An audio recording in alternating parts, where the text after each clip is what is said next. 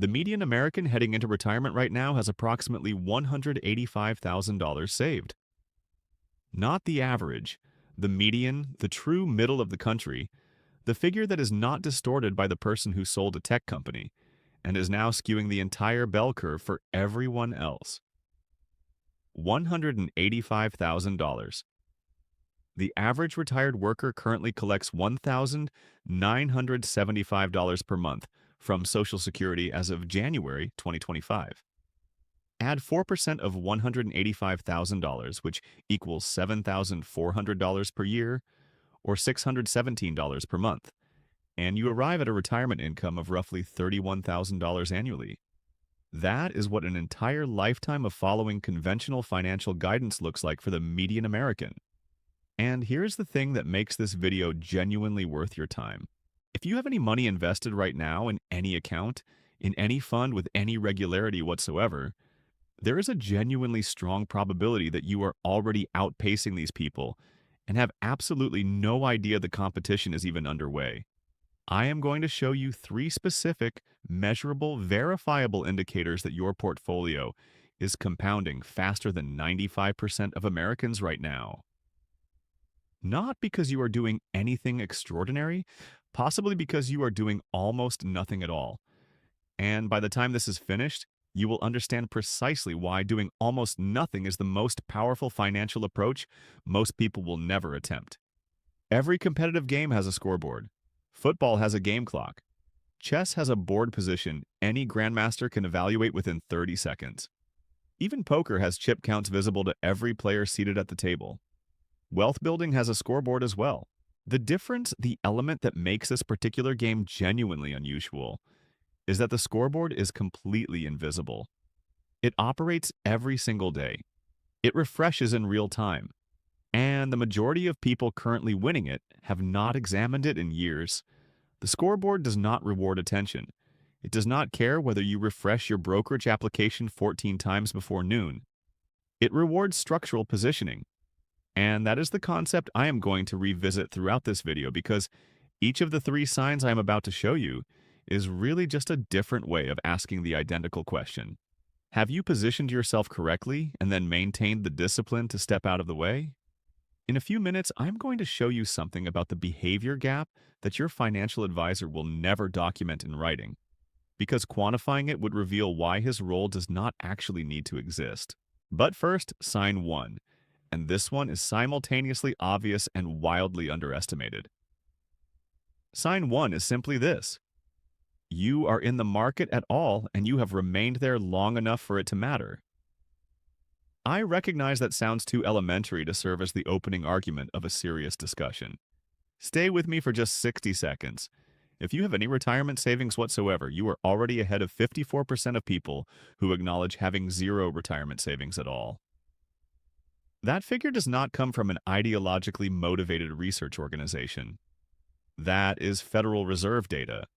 More than half of American households are sitting at nothing, not behind. 0.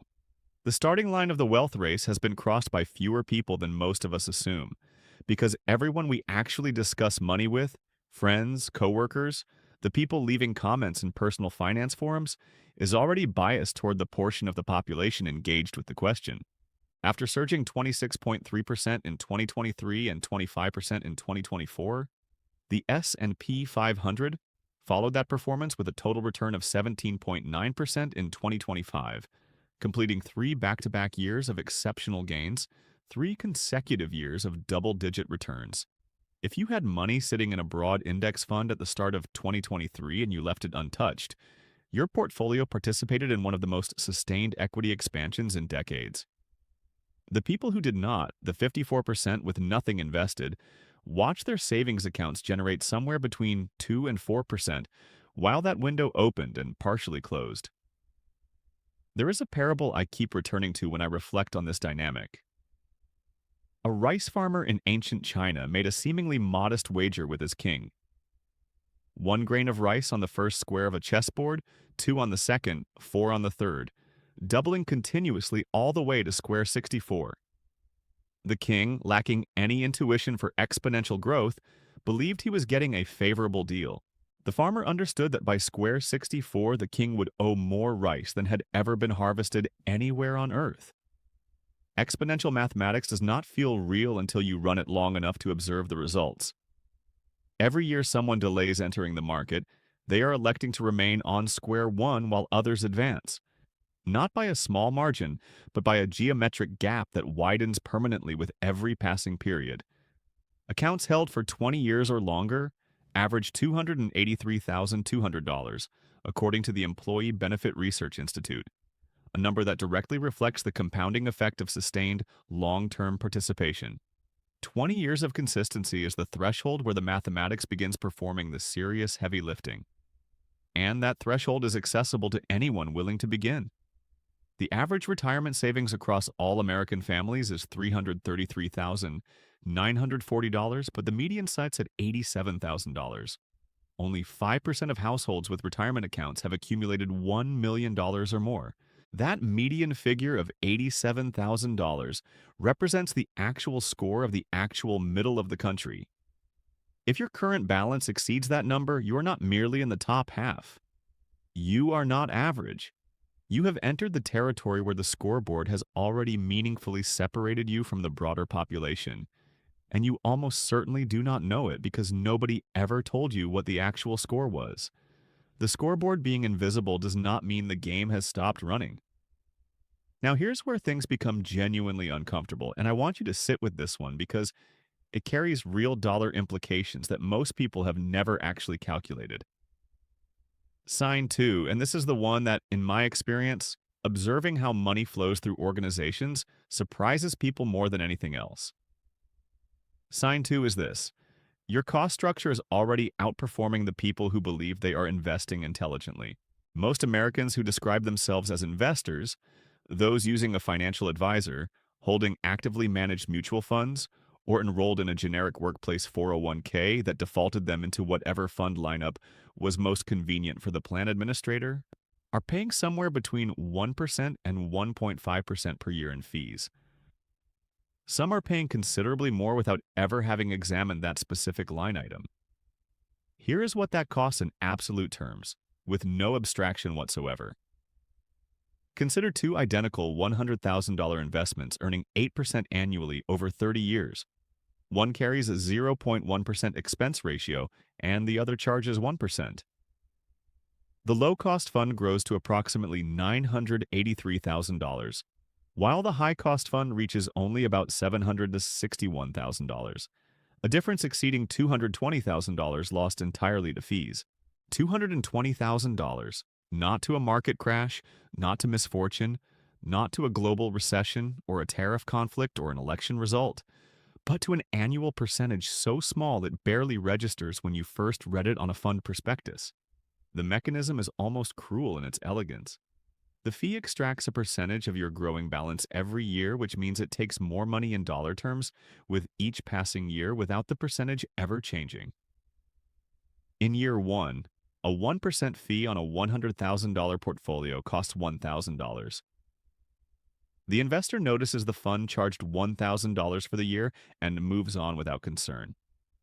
In year 15, if the gross return has been 7%, the portfolio has grown to roughly $275,000 before fees. That same 1% now extracts $2,750. The percentage remained identical. The dollar amount nearly tripled. And then that extracted money does not simply disappear.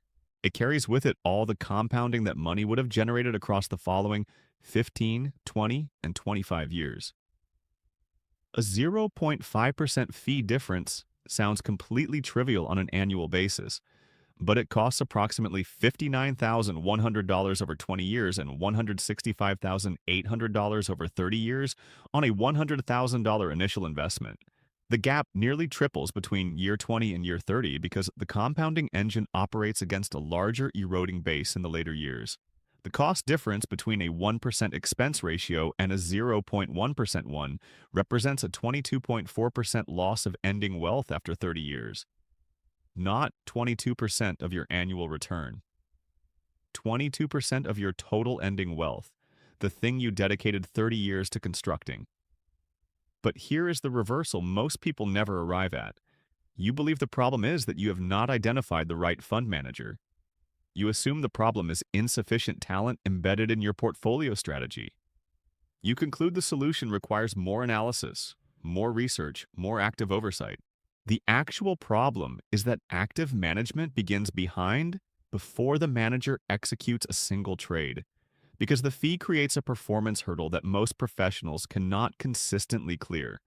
In 2025, 79% of all active large-cap U.S. equity funds underperformed the S&P 500, worse than the 65% underperformance rate observed in 2024, and representing the fourth worst year for active large-cap managers in the 25-year history of SPIVA scorecards.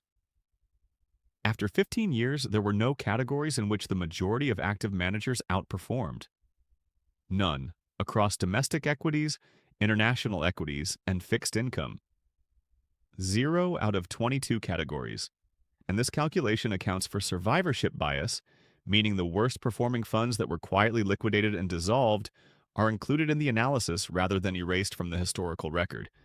I had a conversation with one of my accountants several years ago. He told me that the clients he had witnessed accumulate the most substantial wealth across a 30-year career were almost never the ones calling him with questions. They were the individuals with a simple structure who had cultivated an almost clinical indifference to financial news. Not ignorance, not lack of curiosity, but disciplined indifference, the kind that appears boring from the outside and resembles a seven-figure account statement from the inside. Morningstar's 2024 fee study found that the asset-weighted average expense ratio across all U.S. mutual funds and ETFs declined to 0.34%, saving investors an estimated $5.9 billion compared to the prior year. That industry-wide migration means a large portion of investor dollars have moved into lower-cost vehicles. The investors still holding funds above 1% are now paying roughly 3 times the current industry average, and the compounding penalty for that gap accelerates with each year that passes.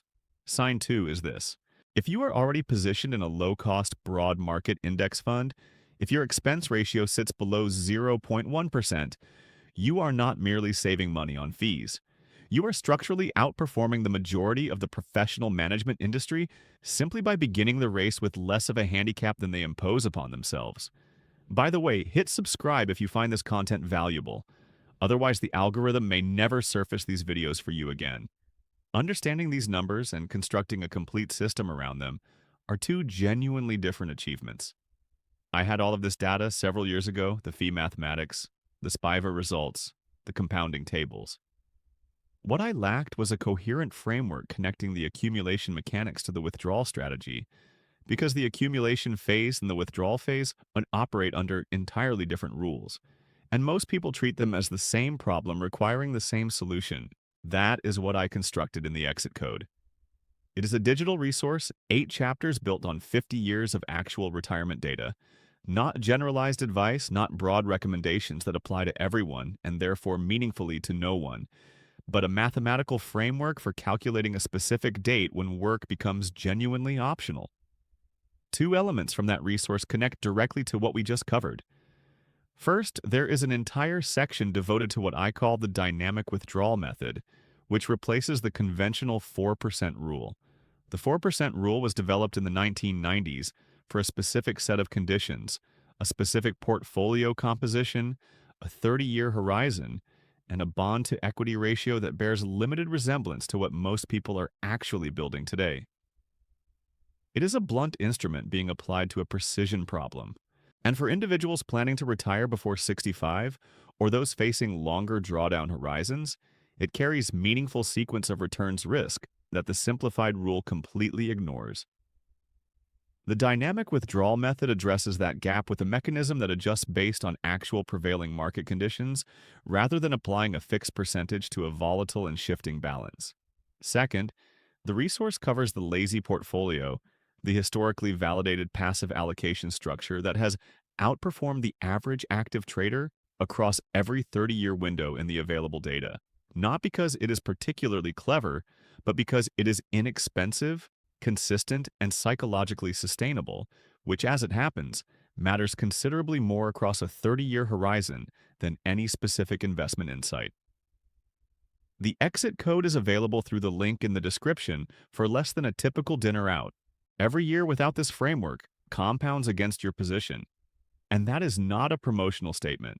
That is the identical mathematics we just walked through together on the fee drag calculation. Now sign 3. This is the one almost nobody discusses openly, and I believe it carries more value than the first two signs combined. There exists a documented gap in financial research called the behavior gap. It refers to the consistently measured difference between the returns that the market actually produces and the returns that individual investors genuinely capture. This gap has been tracked for decades. The findings are consistent and consistently discouraging for everyone who considers themselves an engaged and attentive investor. In any given year, the market might deliver a 10% return.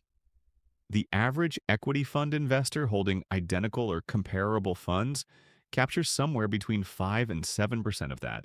The remainder does not disappear to fees, we already accounted for those, and not to poor fund selection. It evaporates because of behavior. The average investor watches their portfolio decline 20%, experiences a physical stress response their brain misidentifies as a genuine threat signal, and sells.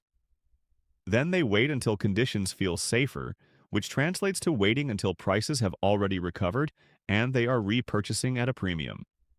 Then the entire cycle repeats. Each rotation locks in a modest loss at the bottom and a modest overpayment at the top.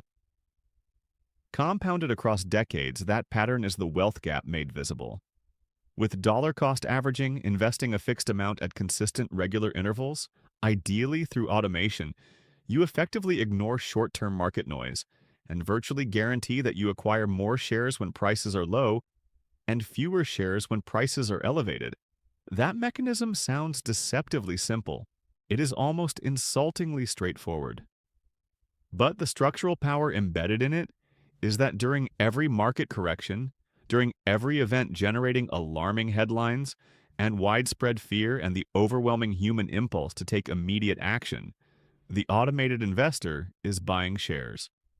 Not through extraordinary discipline exercised in the moment, but through prior commitment, through the same mechanism that makes automatic payroll deduction so remarkably effective.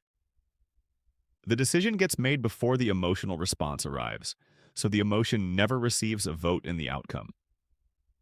In 2025, the S&P 500 declined meaningfully during the spring, punctuated by the introduction of sweeping reciprocal tariffs applied to dozens of countries. The index then surged nearly 39% on a total return basis from the April low through year-end as tariff rates were subsequently reduced through trade agreements and a temporary arrangement with China. The investors who had automated their contributions purchased shares in April of 2025 at the lowest prices of the entire year. They did not engineer that outcome. They did not require a sophisticated analysis of tariff policy. They did not need to correctly anticipate the timing of any trade agreement. The automation executed it on their behalf. The investors who panicked, who shifted to cash in April and gradually returned to the market over the summer, repurchased at higher prices and forfeited the most powerful phase of the entire recovery. There is a story that has circulated through financial circles for years. I cannot confirm whether it represents documented fact or has become an organizational legend, but Fidelity has allegedly conducted internal analysis of their best-performing client accounts across extended time periods. The portfolios that consistently outperformed belonged to one of two categories: accounts belonging to individuals who had passed away, and accounts belonging to people who had simply forgotten the accounts existed. The deceased investors finished first. The forgetful ones finished second. This may or may not represent a rigorously documented research finding. The underlying principle it illustrates is thoroughly and rigorously documented. Research consistently demonstrates that investors who resist the impulse to panic sell during market downturns generally achieve substantially superior long-term returns. Sign 3 is this: you have automated your contributions and you have stopped monitoring obsessively. Perhaps you did this deliberately. Perhaps you established a 401k 12 years ago and never revisited it. Perhaps you are constitutionally incapable of caring deeply about financial headlines, which in this specific context is genuinely a competitive asset. It does not matter what produced the behavior. The scoreboard continues running regardless. You are accumulating shares at every price point, including the ones that feel most uncomfortable to purchase. You're capturing the market return rather than receiving a behavioral discount applied against it. And you are almost certainly unaware of how substantial that structural advantage actually is. Let me now formally introduce someone who has been quietly woven throughout this entire discussion. Call him David. He is 43 years old, a logistics manager in Ohio earning approximately $80,000 annually. He enrolled in his company's 401k 12 years ago because his HR representative instructed him to. He contributed enough to capture the full employer match. He selected a target date fund because it was the most straightforward option on the available list, and he was uncertain what the other choices meant. He has not altered anything since that initial setup. He does not consume finance content. He does not retain a financial advisor. He holds no strong convictions about Federal Reserve policy or whether technology stocks are currently overvalued. He is not what anyone would characterize as a sophisticated investor. Americans in their 40s carry a median retirement savings balance of $220,919. David currently has $260,000 in that account. He is positioned above the median for his entire age group.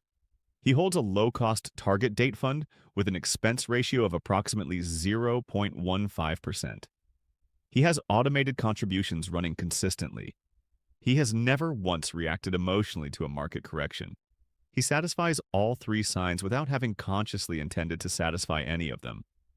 The scoreboard indicates he is winning a game he does not realize he is participating in.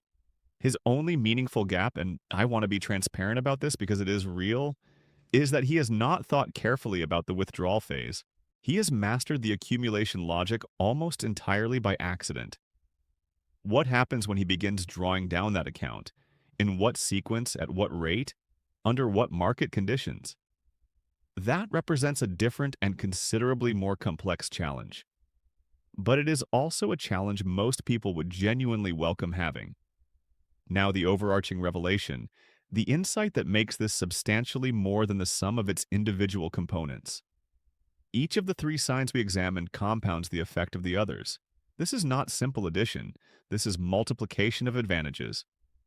Consider two investors, both aged 40, both earning $95,000 annually, both investing $400 per month for the next 25 years at a 7% average gross annual return. Investor 1, call her Sarah, holds an index fund carrying a 0.04% expense ratio.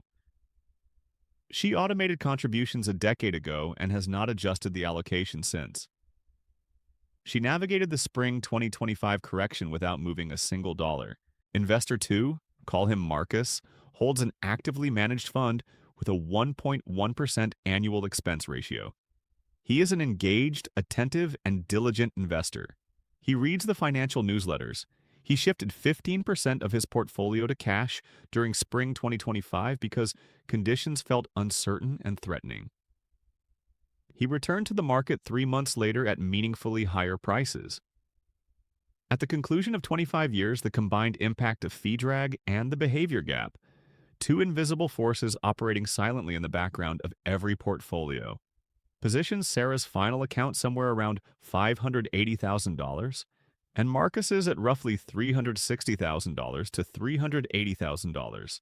Same income level, same monthly contribution amount, same fundamental market environment, and a gap of approximately $200,000 generated by three structural decisions Sarah made once and never revisited.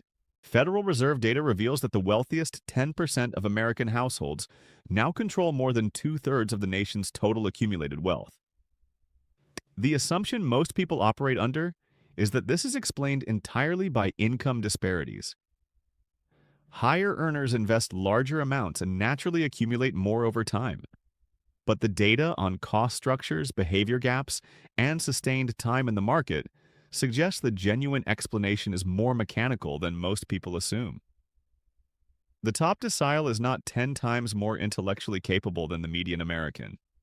In many cases, they simply access the identical market returns at lower costs with greater consistency across longer time horizons without permitting the emotional feedback loop to disrupt the compounding process. Roughly 3 in 5 American workers, 58% specifically, report that their retirement savings are behind where they should be. Among those individuals, 37% describe themselves as significantly behind schedule. 58% of the country is operating from a persistent emotional state of financial inadequacy. And feelings of being behind are not psychologically neutral states. They generate behavior. They produce the chasing of higher returns, the switching to whichever fund performed best recently, the speculation on assets promising to close the gap rapidly, the sequence of decisions that systematically compound the original problem rather than solving it. The most destructive financial emotion is not fear. Fear causes you to hold cash and miss gains, which is genuinely costly. The most destructive financial emotion is the chronic, persistent sense of being behind, because it manufactures urgency inside a game where urgency is precisely the enemy of good outcomes. And here is the final critical point. The insight I want to leave with you, as the underlying engine driving this entire dynamic, the number Americans believe they need to retire comfortably in 2026 is $1.46 million. The median person approaching retirement has $185,000. That gap is real and it is substantial, but the mechanism that produces it is neither mysterious nor conspiratorial, nor the result of systemic unfairness that cannot be meaningfully addressed. The mechanism consists of 3 specific things: beginning too late or never beginning at all, paying excessive fees over extended periods, and making reactive behavioral decisions that subtract real percentage points from actual captured returns. 3 things, each of which is directly addressed by the 3 signs we just examined together. The scoreboard is invisible, but it is absolutely not unknowable. 3 specific takeaways, concrete rather than generic. First, open every investment account you currently hold and locate the expense ratio of every fund you own. If any fund in your portfolio displays an expense ratio above 0.2% for a passive investment vehicle, you have identified a fee leak actively working against your compounding. The asset-weighted average expense ratio for equity mutual funds declined to 0.40% in 2024, but the unweighted average remains 1.10%, meaning expensive funds persist throughout the industry, even as overall costs have trended lower. The investors still holding those expensive funds are paying a compounding tax on the gap that grows larger with every year that passes. Second, locate the Federal Reserve's median retirement savings data for your specific age cohort and compare your current balance against it honestly. Americans in their 30s carry a median retirement savings balance of $98,952. Americans in their 40s have a median of $220,919. Americans in their 50s have a median of $460,363. If your balance exceeds your age cohort's median figure, you are already winning a comparison you did not know you were participating in. That recognition is not an exercise in vanity. It is an anchor against the corrosive feeling of being perpetually behind, and it prevents panic-driven decisions made on the basis of a fundamentally false premise. Third, identify one contribution currently being made manually and automate it today, not at some future point. Dollar-cost averaging reduces emotional decision-making, diminishes regret following market declines, and consistently gets investors meaningfully positioned in the market. If your 401k offers an auto-escalation feature where your contribution percentage automatically increases by 1% annually, activate it immediately. You are not surrendering discipline by doing this. You are removing your present emotional state from a decision that should only ever need to be made a single time. David in Ohio is going to examine his account at age 55 and discover a balance that genuinely surprises him. He is going to wonder why he does not feel as though he did anything particularly special or difficult to achieve it. That is precisely the point. The game rewards structural positioning, not active and continuous participation.